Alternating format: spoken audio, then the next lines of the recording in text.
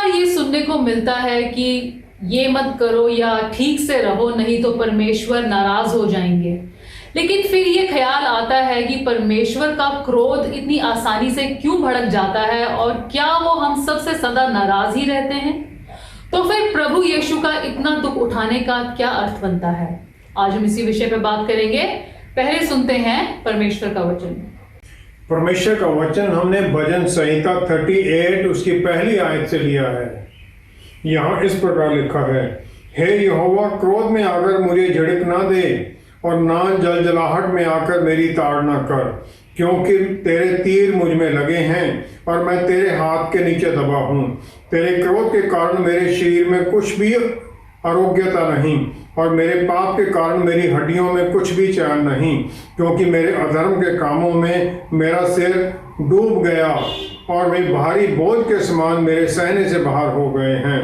मेरी मूर्खता के कारण कोड़े से लगे मेरे घाव बसाते हैं और सड़ गए हैं। मैं बहुत दुखी हूँ और झुक गया हूँ। परमेश्वर का वचन पढ़े और सुने जाने से आशीष हो। आमीन। परमेश्वर क्रोधित क्यों होते हैं और उनके क्रोध से बचने का हमारे लिए क्या उपाय है? अगर हम वचन में देखें तो उत्पत्ति पहला अध्याय 27वीं आयत में परमेश्वर ने इंसान को अपने अक्सर रूप में बनाया और आज्ञाकारिता से बाहर निकलने के बाद में उत्पत्ति 5 की तीसरी आयत में जब आदम का पुत्र हुआ तो उसके बारे में लिखा है, तब उसके द्वारा उसकी समानता में और उसी के स्वरूप के अनुसार एक पुत्र उत्पन्न हुआ। उसने उसका नाम शेत रखा।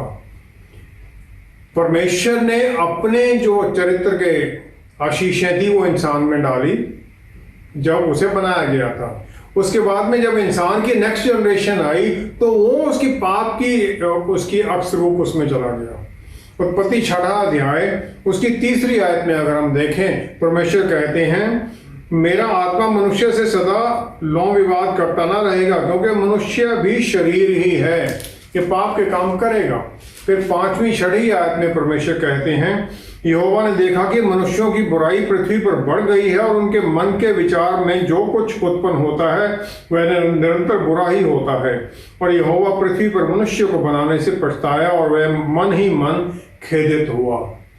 लेकिन पूरी मैनकाइंड में यहोवा के अनुग्रह की दृष्टि नूह पर बनी रही, क्योंकि नूह धर्मी पुरुष अपने समय के लोगों में खरा था। उस समय के जितने लोग थे उनमें खरा था, पूरी तरह से वो राइटियस नहीं था और कंपैरेटिव उसकी राइटियस है और उसके अनुसार फिर उसे चुना जाता है। उसके द्वारा फिर उसके वंशज के द्वारा आगे सब इंसान उसके वंश से आगे बढ़ते हैं। परमेश्वर ने इंसान के लिए सब कुछ बनाया और फिर उसके लिए वो सब कुछ दे दिया और ये चाहा कि हमारी पहचान भी उनमें ही बनी रहे और हम उन पर ही निर्भर रहें, क्योंकि वही सब कुछ देने वाले हैं। लेकिन इंसान शुरू से ही स्वर्ग में अपने एफर्ट से जाना चाहता है, परमेश्वर की सहायता वो नहीं लेना चाहता है। उत्पत्ति 11वां अध्याय 4थी आयत में लोग शिनार की वैली में रुक गए और फिर वहां उन्होंने ये सोचा कि हम एक नगर और एक गुम्मट बना लें जिसकी चोटी आकाश से बातें करे। इस प्रकार से हम अपना नाम करें। अपना नाम बनाना चाहता है वो। परमेश्वर ने लूसीफर को भी परफेक्ट बनाया हर चीज से, लेकिन जो परमेश्वर क्या उसने वही चुराने की कोशिश की। यशायाह 14 की 14वीं आयत में उसने ये कह दिया कि मैं परम प्रधान के तुल्य हो जाऊंगा और बादलों के ऊपर अपना सिंहासन लगाऊंगा। जब शैतान ने ये किया तो उसे वहां से निकलना पड़ा। प्रेरितों की पुस्तक 12वां अध्याय उसकी 21 से 23वीं आयत में हेरोद राजा ने अपने राजा के वस्त्र पहनकर लोगों के सामने अपनी बातें कही तो लोगों ने कह दिया यह तो मनुष्य का नहीं कीश्वर का शब्द है। और उसी क्षण प्रभु के एक स्वर्गदूत ने तुरंत उसे मारा, क्योंकि उसने परमेश्वर को महिमा ना दी और वह कीड़े पड़ के मर गया। हेरोद राजा ने क्योंकि परमेश्वर को महिमा नहीं दी वो मर गया। परमेश्वर का क्रोध उसके ऊपर एकदम आया। परमेश्वर प्यार है, पहला यूहन्ना 4 अध्याय 8वीं आयत में। और पौलुस रसूल ने पहला कुरिन्थियों 13वां अध्याय उसकी 4 से 8वीं आयत तक प्यार के बारे में कह दिया है। वो कहते हैं प्रेम धीरजवंत है और कृपालु है, प्रेम डाह नहीं करता, प्रेम अपनी बड़ाई नहीं करता और फूलता नहीं, वह अनरीति नहीं चलता, वह अपनी भलाई नहीं चाहता, झुंझलाता नहीं, बुरा नहीं मानता, कुकर्म से आनंदित नहीं होता परंतु सत्य से आनंदित होता है, वह सच बातें सह लेता है, सब बातों की प्रतीति करता है, सब बातों की आशा रखता है, सब बातों में धीरज धरता है। परमेश्वर प्यार हैं, वो ये सब कुछ करते हैं और वो ये सब कुछ देखते हैं हमारे अंदर भी, और वो सच्चाई में आनंदित होते हैं। यशायाह नबी की पुस्तक उसका 42 अध्याय उसकी 8वीं आयत, यशायाह नबी की पुस्तक 42 अध्याय उसकी 8वीं आयत में लिखा है, वो कहते मैं यहोवा हूं, ये मेरा नाम है, मैं अपनी महिमा किसी दूसरे को नहीं दूंगा। परमेश्वर की महिमा उनका चाल चलन, उनका चरित्र, उनका व्यवहार पैटर्न, उनकी ऑनर, उनकी महिमा, वो सब कुछ है। शैतान ने यही चुराने की कोशिश की और उसे स्वर्ग से निकलना पड़ा। आदम और ईव ने भी यही करने की कोशिश की, उनको भी सांप ने यही कहा था कि तुम परमेश्वर के तुल्य हो जाओगे, लाइक गॉड। हमें परमेश्वर के अक्स में बनाया गया है, उनके जैसा बनाया गया है, लेकिन हम परमेश्वर नहीं बन सकते और फिर उन्हें दुख, तकलीफ और परमेश्वर से अलहदगी में जीवन में आना पड़ा। आदम और ईव को परमेश्वर ने इंसान को कभी नहीं छोड़ा और फिर वो भविष्यवाणियों के द्वारा और संदेश जो उन्होंने दिए लोगों के द्वारा, सबके द्वारा वो इंसान को गाइड करते रहे और यहां तक कि उन्होंने यरूशलेम में अपना भवन बना दिया इंसानों के बीच में ताकि उनके साथ रहें। परमेश्वर ने जो इंसान के लिए उनका प्यार है, उनका ध्यान रखने का तरीका है, इज़राइल के द्वारा जाहिर करने की कोशिश की, जो उनके चुने हुए लोग थे। यशायाह नबी की पुस्तक उसका 48 अध्याय उसकी 9 से 11वीं आयत तक परमेश्वर ने कहा कि मैं अपने नाम के निमित्त मैं क्रोध करने में विलंब करता हूं और अपनी महिमा के निमित्त अपने आप को रोक रखता हूं, ऐसा ना हो कि मैं तुझे काट डालूं। देख, मैंने तुझे निर्मल तो किया परंतु चांदी के समान नहीं, मैंने दुख की भट्टी में रखकर तुझे चुन लिया है। पूरी तरह उन्होंने निर्मल नहीं किया, वो प्रभु यीशु में ही हम निर्मल होते हैं। और फिर आखिर में उन्होंने कहा मेरा नाम क्यों अपवित्र ठहरे, अपनी महिमा मैं दूसरे को नहीं दूंगा। जो हम तकलीफ उठाते हैं ये कोई सजा नहीं है, लेकिन ये परमेश्वर का काम है हमें पवित्र करने का, और प्रभु यीशु में फिर वो फाइनल उनके लहू के द्वारा हम पवित्र कर दिए जाते हैं। 11वीं आयत में जो अभी मैंने पढ़ा था वो कहते हैं मेरे नाम के निमित्त मैं ये करता हूं। यूहन्ना 3 की 17वीं आयत में परमेश्वर ने अपने पुत्र को दंड आज्ञा देने के लिए नहीं भेजा, लेकिन उन्होंने भेजा कि वो मुक्तिदाता बनकर आए। यूहन्ना 12 की 48वीं आयत में ये सब कुछ परमेश्वर ने इंसानों के लिए किया जो कि परमेश्वर के पुत्र को ही रिजेक्ट कर देते हैं, उनके वचन को रिजेक्ट कर देते हैं। और फिर प्रभु यीशु कहते हैं उसी वचन के द्वारा अंतिम दिनों में उन्हें जज किया जाएगा। परमेश्वर के क्रोध से बचने का यही हमारे लिए एक तरीका है कि हम प्रभु यीशु को अपना मुक्तिदाता माने और जो उन्होंने सलीब पर अपना काम पूरा कर दिया है उसके द्वारा हम उनकी आशीष में, उनकी रहमत में आ जाएं। अपने टावर ऑफ बैबल बनाने की कोशिश ना करें, अपने एफर्ट से हम आगे बढ़ने की कोशिश ना करें। उत्पत्ति 28 का 12 से 22वीं आयत तक याकूब ने वो सीढ़ी देखी जो धरती से स्वर्ग तक जाती थी, जिस पर स्वर्गदूत उतर और चढ़ रहे थे और परमेश्वर उसके ऊपर थे। उसने देख लिया, समझ लिया कि ये परमेश्वर ने एक रास्ता खोला है मेरे लिए उन तक पहुंचने का। उसने विश्वास किया, अपने आप को उनकी अधीनगी में ले आया और उनकी आराधना की। यही हमें करना है ताकि हम उनकी पवित्र हजूरी में, उनके उस बहुतायत के जीवन में प्रवेश कर सकें। एक और तो हमें परमेश्वर से भय में रहना है और दूसरी ओर शैतान घेरने को तैयार है। ऐसे में हम किस प्रकार सही जीवन में आगे बढ़ते हैं? डर परमेश्वर के द्वारा दी गई एक भावना है जो हमें खतरे का आवाज देता है और जिससे हम तैयार हो जाते हैं उसका सामना करने के लिए, और ये नेचुरल फीलिंग है। उत्पत्ति 3 अध्याय 10वीं आयत में जो पहला फीलिंग आती है आदम और ईव में डर की है, वो परमेश्वर की आवाज सुनकर डरते हैं। और यहाँ पर जो इब्रानी भाषा का शब्द है वो है येर, जिसका मतलब डरना, आदर करना, स्टैंड इन ऑ या आदर भाव दिखाना। बेसिकली 2 तरह के डर होते हैं जिससे हम किसी भी सिचुएशन का सामना करते हैं। पहला है बायोकेमिकल डर, जो हमारे शरीर के अंदर एड्रेनलिन रिलीज करता है ब्लड में, वो रिएक्शन है हमारा, और फिर हमारे शरीर में एकदम बल आता है, अलर्ट हो जाते हैं और हम एकदम असेस कर सकते हैं इस खतरे का सामना करें या उससे भागें। ये इस प्रकार है जैसे अंधेरी गली में हमें आगे कोई अनजान व्यक्ति खड़ा दिखाई दे जिससे हमें खतरा आभास हो।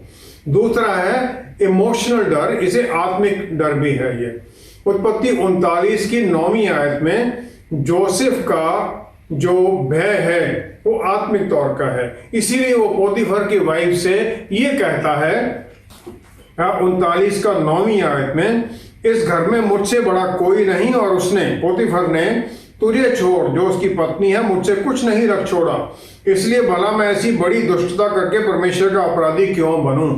फिर 12वीं आयत में जब उसे घेर लिया जाता है तो वो अपना शॉल या जो उसका कोट है वो छोड़कर वहां से भाग जाता है। आत्मिक डर भी 2 तरह का है। पहला है परमेश्वर का डर, ये है परमेश्वर के आदर का भय, उनका कहीं उनकी डिसोबीडियंस में न चले या उनके वचन की आज्ञाकारिता से बाहर निकलने का डर, किसी कमजोरी से, इग्नोरेंस से, या जानबूझकर हम किसी प्रलोभन में फंसकर परमेश्वर से दूर ना हो जाएं। और इसके लिए हम परमेश्वर से बल और सुरक्षा मांगते हैं, और ये हमें परमेश्वर के आदर से भर देता है। और ये ऊंची और आत्मिक बातों के बारे में है, जो बातें हमारी पहुंच से बाहर हैं और जो हमारे से ऊंची हैं। भजन संहिता 56 उसकी 2 से 4 आयत तक यहाँ लिखा है, मेरे द्रोही दिन भर मुझे निगलना चाहते हैं, क्योंकि जो लोग अभिमान करके मुझसे लड़ते हैं वे बहुत हैं। जिस समय मुझे डर लगेगा मैं तुझ पर भरोसा रखूंगा, परमेश्वर की सहायता से मैं उसके वचन की प्रशंसा करूंगा। परमेश्वर पर मैंने भरोसा रखा है, मैं नहीं डरूंगा, कोई प्राणी मेरा क्या कर सकता है। दाऊद ये प्रार्थना करता है, और फिर इसी प्रकार हम भी परमेश्वर को ढूंढते हैं और वो हमारे लिए द्वार खोल देते हैं। परमेश्वर का डर जो है, उनका भय है, ये आज्ञाकारिता में लेके आता है, और फिर हमें अनइमेजिनेबल, जो हम समझ भी नहीं सकते, वैसी आशीषें मिल जाती हैं। पहली आशीष है लंबा जीवन। मूसा ने इस्राएलियों को छठा व्यवस्था विवरण 6 अध्याय उसकी 2 आयत में कहा, व्यवस्था विवरण 6 अध्याय उसकी 2 आयत में उसने कहा कि और तू और तेरा बेटा और तेरा पोता यहोवा का भय मानते हुए उसकी उन सब विधियों और आज्ञाओं पर जो मैं तुझे सुनाता हूं अपने जीवन भर चलते रहें, जिससे तू बहुत दिन तक बना रहे, लंबा जीवन पाए तू। और दूसरा है डीप स्पिरिचुअल नॉलेज, गहरी बातें हमें समझ आती हैं, बुद्धि ज्ञान मिलता है। नीति वचन 9वां अध्याय उसकी 10वीं आयत में अगर हम देखें, यहाँ लिखा है, यहोवा का भय मानना बुद्धि का आरंभ है और परम पवित्र ईश्वर को जानना ही समझ है। सुलेमान ने यह कह दिया, उसका भय मानना बुद्धि का आरंभ है। तीसरा है पाप के खिलाफ हमें इससे बल मिलता है। निर्गमन 20 की 20वीं आयत में मूसा ने लोगों को कहा, डरो मत, क्योंकि परमेश्वर इसलिए आया है कि तुम्हारी परीक्षा करे और इसका भय तुम्हारे मन में बना रहे कि तुम पाप ना करो। फिर जब हम उनके भय में चलते हैं, पाप से हम बचते हैं। चौथा है परमेश्वर का अनुग्रह और उनकी दया मिलती है। लूका 1 अध्याय उसकी 50 आयत, मेरीज मैग्निफिकेट, जो मरियम ने गीत गाया, उसकी 50वीं आयत में उन्होंने कहा, उसकी दया उन पर जो उससे डरते हैं पीढ़ी से पीढ़ी तक बनी रहती है, जनरेशन टू जनरेशन उनकी दया बनी रहती है। 5वां है जीवन और हर तरह के जो फंदे हैं उनसे बचना। नीति वचन 14वां अध्याय उसकी 27 आयत, नीची वतन 14वां अध्याय उसकी 27 आयत में लिखा है, यहोवा का भय मानव जीवन का सोता है और उसके द्वारा लोग मृत्यु के फंदों से बच जाते हैं। मृत्यु के फंदों से बच जाते हैं परमेश्वर का भय मानने से। छठा है प्रोटेक्शन और बहुतायत का जीवन। भजन संहिता 34 उसका 7 से 9वीं आयत में दाऊद ने कहा, यहोवा के डरवैयों के चारों ओर उसका दूत छावनी किए हुए उनको बचाता है, सुरक्षा देता है। फिर आगे लिखा है, परख कर देखो कि यहोवा कैसा भला है, क्या ही धन्य है वह पुरुष जो उसकी शरण लेता है। यहोवा के पवित्र लोगों उसका भय मानो, क्योंकि उसके डरवैयों को किसी बात की घटी नहीं होती है। सुरक्षा भी है, बहुतायत का जीवन भी है। दाऊद ये सब जानता है, वो डिक्लेयर करता है। 7वां है परमेश्वर के साथ निकटता का संबंध इससे बनता है। भजन संहिता 25 की 12 से 14वीं आयत में अगर हम देखें तो यहाँ लिखा है, वह कौन है जो यहोवा का भय मानता है, यहोवा उसको उसी मार्ग पर जिससे वह प्रसन्न होता है चलाएगा। वह कुशल से टिका रहेगा और उसका वंश पृथ्वी का अधिकारी होगा। यहोवा के भेद को वही जानते हैं जो उससे डरते हैं, और वह अपनी वाचा उन पर प्रकट करेगा। परमेश्वर से नजदीकी का रिश्ता उनसे बन जाता है जो उसका भय मानते हैं। अगर ये सब आशीषें हमें पानी हैं तो हमें परमेश्वर के भय, आदर वाले भय में हमें उनके चलते रहना है, ताकि हम उनको जान सकें। और ये पवित्रता का डर है, पवित्र डर है जो हमारे जीवन में आज्ञाकारिता में और हमारी नम्र स्वभाव में ज़ाहिर होता है। और ये कोई एक समय की बात नहीं है, ये एक्टिव भय है, डायनेमिक है, हर दिन हमारे जीवन में ये काम करता है। जो दूसरी तरह का भय है वो अनएक्सपेक्टेड, जिसके बारे में हम नहीं जानते, उसका डर जो शैतान की तरफ से आता है, जो चाहता है कि हम विश्वास से परे हो जाएं और परमेश्वर में जो हमारी आशा है हम उससे भी दूर हो जाएं। इस भय के द्वारा हम जो परमेश्वर ने हमारी नियति रखी है उससे हम दूर हो जाते हैं और फिर हम सही रास्ते से भटक जाते हैं। ये अननोन का जो अननोन भविष्य है उसका डर है, ये हमें विश्वास से दूर तो करता ही है, लेकिन हमें दूसरे गलत रास्तों पर ले जाता है। लेवी व्यवस्था 19 का 31वीं आयत में पर यहोवा परमेश्वर ने इसके लिए खास तौर पर मनाही की गई है। प्रकाशित वाक्य 22 अध्याय, लास्ट चैप्टर बाइबल का 15वीं आयत, जो ये जादू टोना करने वाले इन्हें नए यरूशलेम में जाने का कोई चांस नहीं मिलेगा। नया यरूशलेम है परमेश्वर की हजूरी में आना, उससे वो वंचित हो जाएंगे। पहला पत्रस 5वां अध्याय 8वीं 9वीं आयत में पत्रस रसूल कहते हैं कि सचेत हो और जागते रहो, क्योंकि तुम्हारा विरोधी शैतान गर्जने वाले सिंह के समान इस खोज में रहता है कि किसको फाड़ खाए। विश्वास में दृढ़ होकर यह जानकर उसका सामना करो कि तुम्हारे भाई जो संसार में हैं ऐसे ही दुख सह रहे हैं। वो कहते हैं वो भूखे शेर की तरह, गरजते शेर की तरह घूमता है, किसे खाए। इसका मतलब वो सबको नहीं खा सकता है। सचेत रहो, जो उसका वो गर्जना है वो डर से पैरालाइज करने के लिए है कि डर से बस फंस जाए और फिर वो पकड़ ले और फिर पाप में घसीट कर ले जाए, परमेश्वर से दूर ले जाए। हमें विश्वास में उसका सामना करना है और परमेश्वर विश्वास में हमारा बल और ढाल बनकर हमारी सुरक्षा देते हैं। पहला यूहन्ना 3 अध्याय 8वीं आयत में परमेश्वर के पुत्र प्रभु यीशु आए इस दुनिया में शैतान के कामों को नष्ट करने के लिए, और वो सब अधिकार नष्ट हो जाते हैं जिसके द्वारा वो पाप में हम फंसे हुए थे। तो शैतान को अधिकार मिला हुआ था कि हमारे जीवनों में वो इंटरफेयर कर सके। यूहन्ना 19:30 में प्रभु यीशु ने सलीब पर कह दिया टेटलस्टाई और इट इज फिनिश्ड। टेटलस्टाई जो है ये ग्रीक भाषा का शब्द है अकाउंट सेटल करना। जब महीने के आखिर में या साल के आखिर में अकाउंट सेटल किए जाते हैं, जिससे लेना है उसे लिया जाता है, जिसको देना उसको दिया जाता है, वहां पर यह शब्द इस्तेमाल किया प्रभु यीशु ने। तो उन्होंने कह दिया कि जो शैतान ने हमसे लेना था हमारे पाप के कारण, मृत्यु की हमारी सजा थी, उन्होंने पूरा कर दिया, सब हिसाब सेटल कर दिए हैं। रोमियो की पुस्तक 16वां अध्याय 20वीं आयत में ये प्रभु यीशु का, परमेश्वर का ये वायदा है कि शांति का परमेश्वर जल्दी ही शैतान को तुम्हारे पैरों के नीचे कुचल देगा। परमेश्वर ये करवा देंगे। शैतान हमारे अधीन है, हमें अधिकार दिया गया है, लेकिन फिर भी वो अभी घूमता है। लेकिन परमेश्वर के बल में हम उसे अपने अधीन कर सकते हैं, उसके ऊपर हम जीत पा सकते हैं। हमें उसे अपने अधीन करके कुछ नहीं करना है, हमें उस पर जीत पाकर उससे अपने से दूर रखना है बस।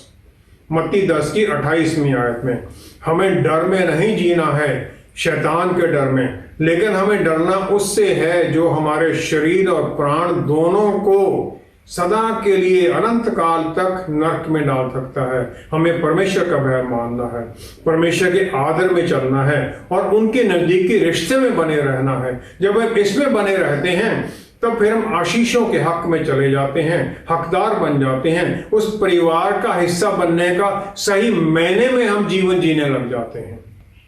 प्रभु यीशु ने पिता परमेश्वर के साथ हमारा रिश्ता फिर से जोड़ दिया है, तो अब परमेश्वर हमसे नाराज हैं या खुश हैं, और इसका मतलब क्या है? हम परमेश्वर के प्यार के बारे में सब जानते हैं, पढ़ते हैं। जो प्यार उनके पुत्र के द्वारा, उनके पुत्र के अंदर ज़ाहिर किया गया हमारे ऊपर, जो पुत्र हमारे सब पापों का, हमारी सब पनिशमेंट्स को, पापों के रिजल्ट को अपने ऊपर लेने के लिए हमें छुटकारा देने वाला मुक्तिदाता बनकर आ गया। यूहन्ना 3 की 17-18वीं आयत में परमेश्वर ने यही कह दिया कि उनका पुत्र लोगों को दंड आज्ञा देने के लिए नहीं, बल्कि उनका मुक्तिदाता बनकर आया। यूहन्ना 17 की 5वीं आयत में प्रभु यीशु की एक ही पूरी प्रार्थना है जो यहाँ पर पूरी तरह दर्ज है वचन के अंदर। वहां वो 5वीं आयत में कहते हैं, अब हे पिता, तो अपने साथ मेरी महिमा उस महिमा से कर जो जगत की सृष्टि से पहले मेरी तेरे साथ थी। अब इसमें बड़े इंपॉर्टेंट बातें वो कहते हैं। पहला तो ये कह देते हैं कि पिता वो महिमा मुझे दे। दूसरा है वो रेस्टोरेशन, जो पहले उनकी महिमा थी, कुछ भी बनाए जाने से पहले जो महिमा थी, क्रिएटर है वो महिमा चाहिए, इटर्नल स्टेटस अपना वो जाहिर करते हैं। तीसरा वो ये कहते हैं कि मेरी जो महिमा है वो पिता आपके जैसी है, आपके साथ मुझे महिमा दे। पर पिता परमेश्वर के साथ ये प्रार्थना है उनकी, और उस पिता के सामने जो अपनी महिमा किसी से शेयर नहीं करते हैं। और लेकिन क्योंकि पुत्र पिता एक ही हैं, परमेश्वर हैं, तो ये महिमा उनके साथ शेयर हो जाती है, और वो प्रभु यीशु का परमेश्वर होने का ज़ाहिर ये प्रूफ दे देता है। परमेश्वर ने अपने सबसे पवित्र, सबसे इंपॉर्टेंट अपने पुत्र को ही क्यों कुर्बान कर दिया, इसके बारे में यशाया नबी ने पहले ही प्रोफेसी कर दी थी। यशाया नबी की पुस्तक, उसका 54 अध्याय, उसकी 14वीं और 17वीं आयत, यहाँ लिखा है, तू धार्मिकता के द्वारा स्थिर रहेगी, तू अंधेरे से बचेगी क्योंकि तुझे डरना ना पड़ेगा, और तू भयभीत होने से बचेगी क्योंकि भय का कारण तेरे पास ना आएगा। फिर 17वीं आयत में उन्होंने कहा, जितने हथियार तेरी हानि के लिए बनाए जाएं उनमें से कोई सफल ना होगा, और जितने लोग मुद्दई होकर तुझ पर नालिश करें उन सभी को तू जीत जाएगा। ये आशीष है उन लोगों के लिए पहले ही डिक्लेयर की गई। कोई हथियार तो हमारे खिलाफ काम नहीं कर सकता है। प्रभु यीशु का जी उठना और स्वर्ग में उठाए जाना सिर्फ मौत के ऊपर विजय के बारे में नहीं है, वो अपना शरीर साथ लेकर स्वर्ग में जाते हैं परमेश्वर की हजूरी में। इस प्रकार उन्होंने इंसान के लिए रास्ता खोल दिया है परमेश्वर के सामने। अब ऐसी आशीषों के सामने कौन कह सकता है कि परमेश्वर उनसे नाराज है? सपना ज़फानिया, उसका 3रा अध्याय 17वीं आयत, ये छोटे नबी हैं जिन्होंने लिखा है, तेरा परमेश्वर यहोवा तेरे बीच में है, वह उद्धार करने में पराक्रमी है, वह तेरे कारण आनंद में मगन होगा, वह अपने प्रेम के मारे चुपका रहेगा और ऊंचे स्वर से गाता हुआ तेरे कारण मगन होगा। He will quiet you with his love, he will rejoice over you with singing। और जो ये शब्द इस्तेमाल किया गया है, रिजॉयस, हिब्रू भाषा का शब्द है, इसका मतलब है सर्कल अराउंड, ऐसे चक्कर, जो नाचते हुए चक्कर काटना। और हम पाप में डूबे हुए लोगों के लिए परमेश्वर प्यार के गीत गाते हैं, हमारे लिए नाचते हैं, खुश होते हैं। इमेजिन करें परमेश्वर हमारे प्यार में ऐसे आनंदित हो रहे हैं। यूहन्ना 3:18 में फिर वही उन्होंने कहा, जो परमेश्वर के पुत्र को रिजेक्ट कर देगा वो तो पहले ही उनके वचन के अनुसार कंडेम हो गया। परमेश्वर का इमेज हमें हमारे सामने वापस आ गया, हमें उसमें वापस रिस्टोर कर दिया गया, हमारे पापों की माफी मिल गई। और जो अक्स है वो इमिटेट करता है परमेश्वर, परछाई उसके अनुसार चलती है, लेकिन परछाई वो बन नहीं जाती है। शैतान यही बनने की कोशिश की उसने, परमेश्वर के तुल्य होने की, और यही उसने ईव को भी कहा उत्पत्ति 3:5 में कि तुम परमेश्वर जैसे हो जाओगे, कि तुम्हारे भीतर परमेश्वर की पावर आ जाएगी। परमेश्वर की यही वार्निंग है कि अपनी महिमा किसी को नहीं देंगे वो।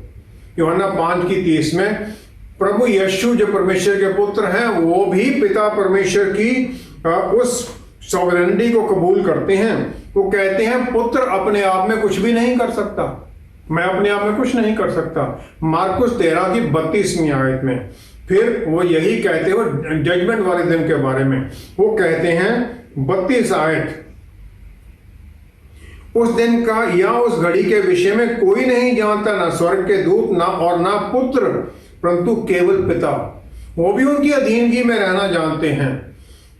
अगर हम परमेश्वर के बच्चे होते हुए परमेश्वर की जगह लेने की कोशिश करें तो उनके क्रोध के पात्र हम बन जाते हैं। हम प्रभु यीशु का नाम जो प्रार्थना में इस्तेमाल करते हैं तो प्रार्थना में उनके चरित्र के अनुसार, उनके कामों के अनुसार हमें प्रार्थना करनी है। और कोई भी हमारा एफर्ट इस जो लाइन को क्रॉस करने का है वो परमेश्वर के क्रोध का पात्र हमें बना देता है। पहले हमें छोटी को पनिशमेंट मिलती है, उसके बाद में सदा के लिए फिर नरक जाने की हमें सजा मिलने के हम भागीदार बन जाते हैं। परमेश्वर का भय मानना है उनकी आज्ञाकारिता में चलना। लेकिन परमेश्वर हमसे क्रोधित नहीं है, आनंदित हैं। वो हमें खुश रखना चाहते हैं, एक अच्छे पिता की तरह आशीषित देखना चाहते हैं हमें, और हम उनके आनंद में हम बने रहें, उनका भय मानते हैं, उनकी अधीनगी में चलते रहें। आइए हम प्रार्थना करें। पिता परमेश्वर, कितने धन्य हैं आप कि आपने अपने पुत्र के द्वारा हमें वो सब आशीषें दे दी। और कैसे प्यारे वचन कि परमेश्वर हमारे लिए गीत गाते हैं, इतना प्यार करते हैं हमसे और हमारे लिए आनंदित होते हैं। हम ऐसी बातों के बारे में सोच भी नहीं सकते जो आपने अपने वचन में हमें लिख कर दी हैं। और आपका वचन सच्चा है और हम इसमें चलते हैं। सहायता कीजिए कि हम आपके वचन के अनुसार आज्ञाकारिता में चलें, ताकि हम आपके आनंद में भागीदार बने, हम आपके आनंद में उस बहुतायत और खुशी के जीवन में आगे बढ़ें जिसका प्रभु यीशु ने हमें वायदा किया है। और फिर पवित्र आत्मा परमेश्वर द्वारा हम दिन प्रतिदिन आपकी आज्ञाकारिता में बदलते जाएं उस अक्सर रूप में जिसमें आप हमें देखना चाहते हैं, ताकि हम उस मंजिल पर पहुंचें जो आपने हमारे लिए यहाँ इस जीवन में और अनंत काल के लिए हमारे लिए निश्चित की है। पिता परमेश्वर, सब कुछ हम प्रभु यीशु के पवित्र नाम में मांगते हैं। आमीन, आमीन, आमीन। एक प्यार करने वाला पिता अपने बच्चों को सही जीवन के बारे में नहीं सिखाता है तो उनका सबसे बड़ा दुश्मन वो ही हो जाता है। प्यार करने वाले परमेश्वर अपने बच्चों को सब कुछ देने की क्षमता रखते हैं और देता भी है। तो ऐसे पिता के क्रोध से बचना और उनकी आज्ञाकारिता में चलने में ही भलाई है, क्योंकि ये सिर्फ इस जीवन में ही नहीं बल्कि अनंत काल तक हमारे जीवन पर असर डालेगा। Thank you so much for watching. See you next time. Stay blessed. Shalom.